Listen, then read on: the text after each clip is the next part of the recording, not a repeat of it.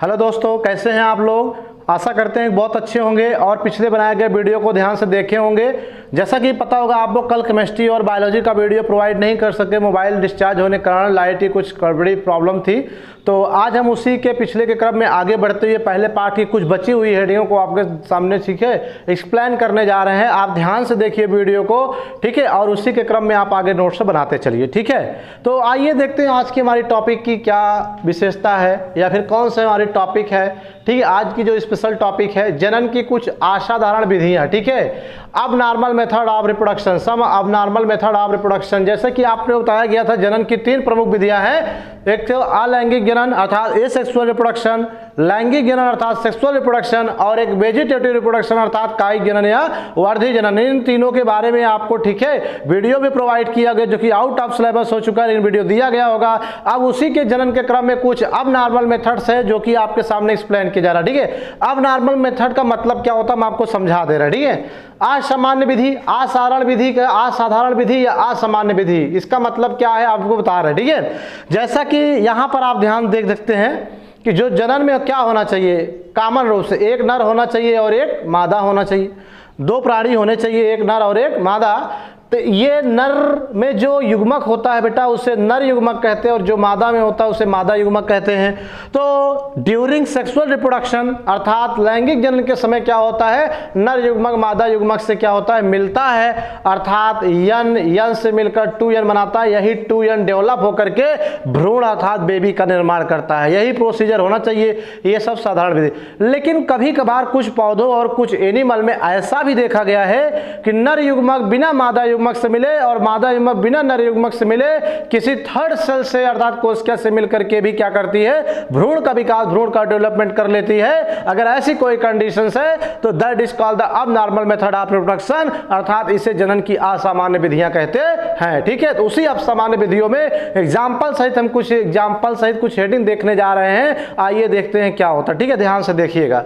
तो पहला क्या है बेटा, जनन की असाधारण विधियों में जनन की कुछ असाधारण विधि निम्नलिखित है। पहला है बेटा अनिषेक जनन अर्थात पार्थेनोकार्पी, इंग्लिश में कहते हैं, क्या कहते हैं, पार्थेनोकार्पी। तो what do you mean about parthenocarpy अर्थात अनिषेक जनन से आप क्या समझते हैं। बहुत रटना नहीं है, सिंपल डिफिनीशन देखिए, फिर हम बाई फिगर आपको बता रहे हैं, ठीक है, कि जब किसी जीव में मादा युग्मक, कौन, मादा युग्मक, मादा युग्मक का बेटा नर, फीमेल गैमेट, नर और मादा दो युग्मक बताए थे, पढ़ाए थे।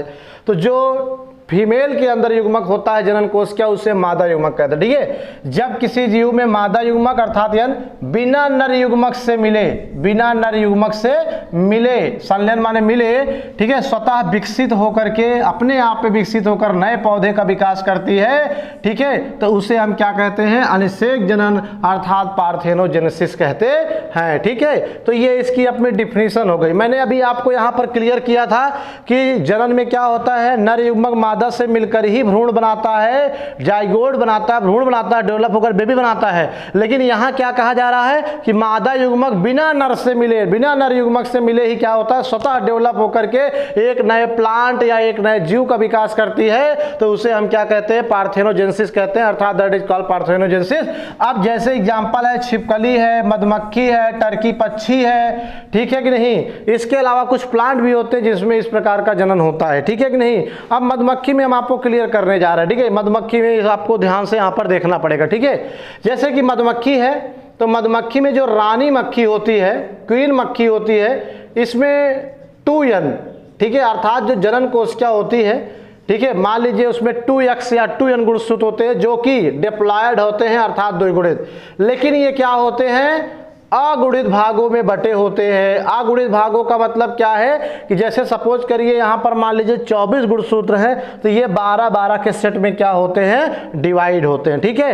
अब क्या है कि ये रानी मक्खी है, जब कोई नर मक्खी, ठीक है, नर मधुमक्खी अर्थात जिसको ड्रोन कहते हैं बेटा, क्या कहते हैं, ड्रोन, मधुमक्खी में जो नर होता है उसे ड्रोन कहते हैं। जब ड्रोन मक्खी क्या करेगा, इसके साथ प्रजनन करेगा तो इसका जो गुणसूत्र होता है वो रानी मक्खी की अपेक्षा आधा होता है। मतलब रानी में अगर 24 है तो इसमें 12 ही होता है। ठीक है, अब जब ये प्रजनन करेगा तो इसका यन इसके यन से मिलेगा तो क्या बन गया बेटा, 2n बन गया।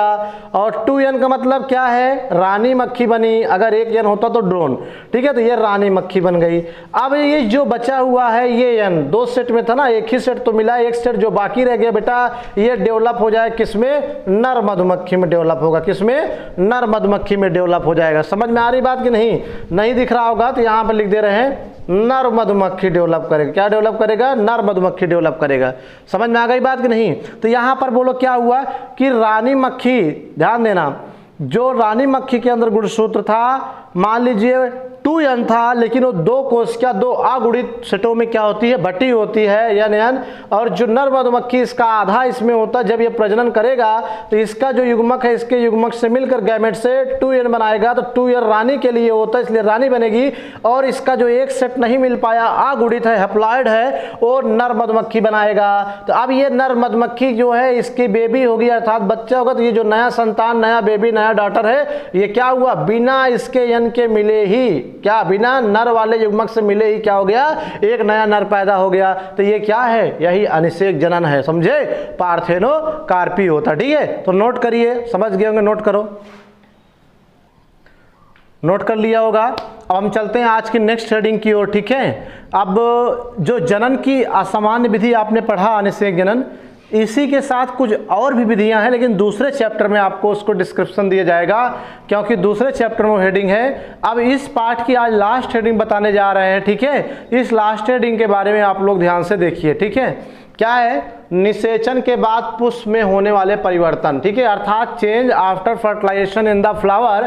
तो some important characteristic feature of the fertilization in flower which are giving following below, जो नीचे दिया जा रहा। ठीक है, निषेचन का मतलब बताया, नर युग्मक जब मादा से मिल जाता है तो उसे निषेचन कहते हैं। मिलकर जब 2n बन जाए तो निषेचन हो गया, तो उसके बाद पुष्प वैसे ही रहेगा या उसमें कुछ चेंज होगा, इस बात के बारे में यहाँ आपसे पूछा जा रहा है। पेपर में आता है, इंपॉर्टेंट क्वेश्चन है, पेपर क्वेश्चन है, एग्जाम पॉइंट है, इसलिए आप नोट भी कर लीजिएगा।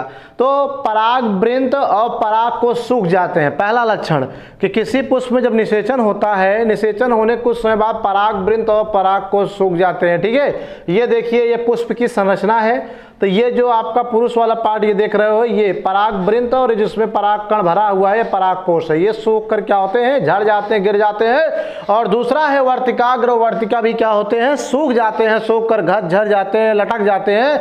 यहाँ पर देखो ये वर्तिकाग्र है ये, और ये जो पतली नली नुमा है ये वर्तिका है, ये भी सूख कर क्या होते हैं, दोनों झड़ जाते हैं, गिर जाते हैं। और इसके बाद तीसरा जो आपका है बेटा, अंडाशय फल में बदल जाता है। Ovary is converted into fruit, अर्थात अंडाशय, ये जो आपका नीचे वाला स्त्री गोला वाला भाग है फूला हुआ, ये अंडाशय, ओवरी, ये क्या होता है, फल में राउंड अप हो जाता है, फल में बदल जाता है। और जो आपका चौथा बच्चा बेटा बीजांड, अर्थात ओव्यूल, बीज बदल जाता है। Ovule is converted into seed, अर्थात ये क्या होता है, बीजांड, बीज बदल, जो इसके अंडाशय के अंदर ये जो बीजांड है, ठीक है, ये बीज में बदल जाता है। समझ गए कि नहीं?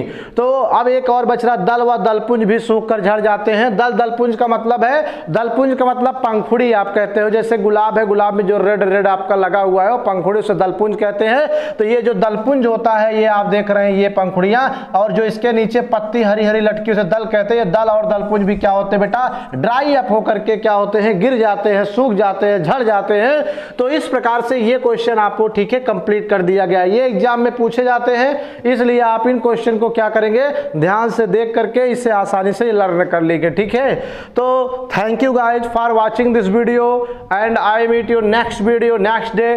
ठीक है, तब तक के लिए आप लोगों को जय हिंद। देखते रहिए, पढ़ते रहिए, लगे रहिए। ठीक है, धन्यवाद।